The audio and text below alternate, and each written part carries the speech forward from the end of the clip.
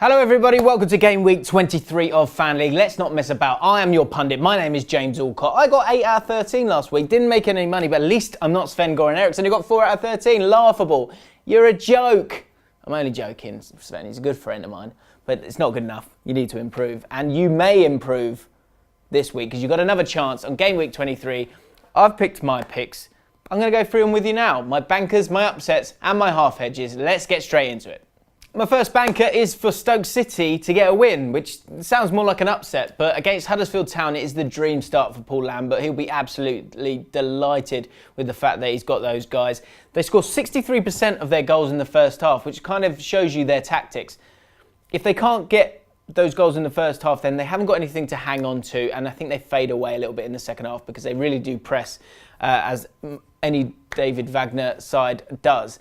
Against Stoke City, with the exuberance that they will hopefully have from having a new manager, it's that general theory that I like to do with my Fan League picks that a new manager bounce will occur, and with players looking to impress, I think they'll get a win at home. 70% of their points have come from home. This feels like a banker for me. My second banker could not be more obvious or more guaranteed. Man City, yes, okay, they're coming off the back of a defeat against Liverpool, but that was away from home, and they've won all but one of their games at home, and they score so many goals. They've scored nearly 5 times the amount of goals than the games that they've played, if that makes sense. And against Newcastle, we saw it a few weeks ago. They didn't play each other that long ago. It was an easy win for Man City, and Newcastle, the game was at St James's Park, but it looked like they'd parked St James's Park in front of Man City. They were so defensive, no ambition whatsoever. I expect them to play the exact same way because they haven't got the quality to do anything else, and I think they'll just get steamrolled.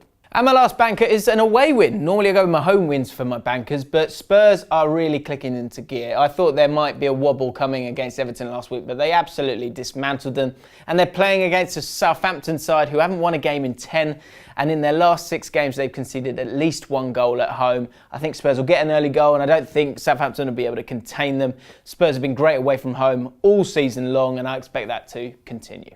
And on to my upsets, and this would be an upset if Crystal Palace were able to get a draw. Although they're unbeaten in 5 away games, which is impressive, Arsenal have been superb at home this season. That's where the bulk of their points have come this year. They've scored in every single home game that they've played in the league. And you, on paper, would expect them to beat Crystal Palace quite comfortably.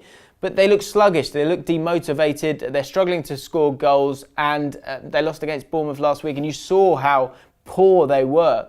I think Crystal Palace have got the motivation and the resurgence that they've had under Roy Hodgson and the pace that they've got in the players in the team and the physicality. I think that all adds up to at least a draw, and I think I'm being harsh on Crystal Palace. I think they'll at least get a draw in this game. My second upset is for Burnley to get a draw at home against Man United. Burnley have done really well against the bigger sides this season because unlike any other side in the Premier League, I think they just look really, really comfortable in a defensive situation. And you saw that in the last couple of games that they played against Man United. Man United have struggled to break them down. 49 shots in the game at Old Trafford, and they couldn't get the win. Man United have been strong away from home. They've scored 2 goals against the last 5 teams that they played in the league away from home. So it would be an upset, but Sean Dyche's side, they are so resilient. They're one of the teams of the season for me, and I wouldn't be surprised if they got themselves a draw. And last up, this is a bit of a gut call, I'll be honest, but QPR to beat Middlesbrough. I mean, I say gut call. We've done well. I'm a QPR fan. I go each week, and we've got 1.69 points on average at home. Our average overall is 1.22, so you can see we're much better at home.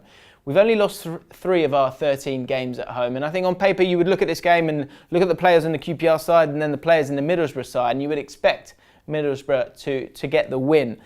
But QPR are a match for anyone at home in the Championship, and I expect a draw, but there's no reason why we can't beat Middlesbrough this weekend. Come on Rangers! So I've got my half hedges here for you as well. If you don't know what a half hedge is, that's when you pick 2 different results on a game. It costs a little bit more to play, but you've got a much better chance of winning money.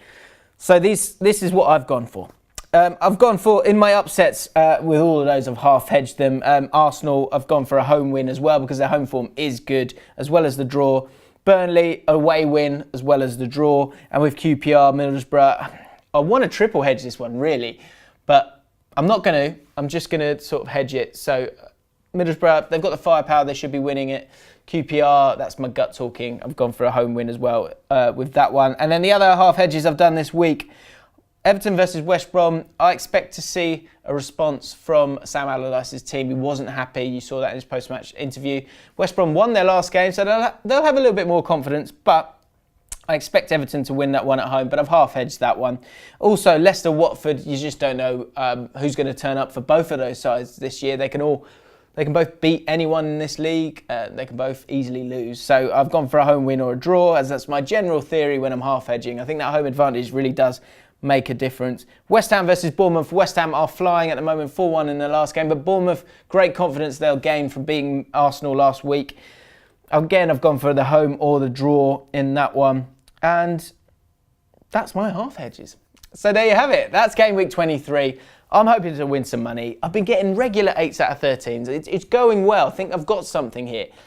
But I want to make some money, so hopefully I will this week. If you want to win some money, then you need to get your picks in, get it done. If you want to copy mine, you can do. Check out the One for the Weekend podcast. We get you ready for the weekend's action. It's on the Ball Street YouTube channel. Go check that out. Let me know your thoughts on my picks and join our league as well. If you add me as a friend on the app, James Alcott's my name, ALLCOTT, then I'll add you to the One for the Weekend league and you can get involved in that. I will see you next week, guys. Good luck.